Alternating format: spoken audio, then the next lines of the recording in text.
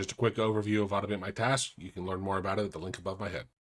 All right, this move we're going to talk about sending text. If I want to, let's say I'm in this find thing and I want to send text to this, well, of course, if we hit F2, we got to activate our window first, F2. What do I want to find? Well, I could say find this, but that's pretty generic. Even if it does find it, I'm going to move my mouse away, say display matches.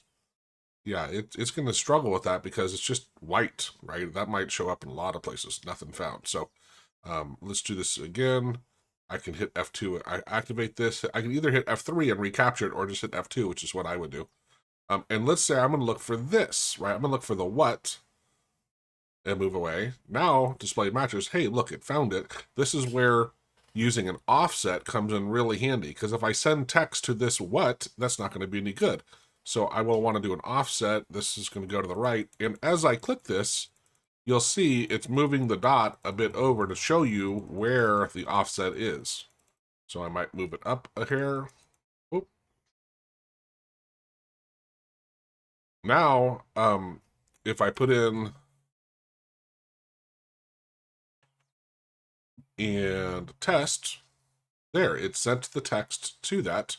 When we're sending text, we have the option to say whether we select all or not. If I turn this off and I hit test, you'll see it ends up pushing it into it. Usually on these, I want to select all, hit test, and it will select all first. It does it really quickly. It selects all, then when you send the text, it blanks it out and overwrites it.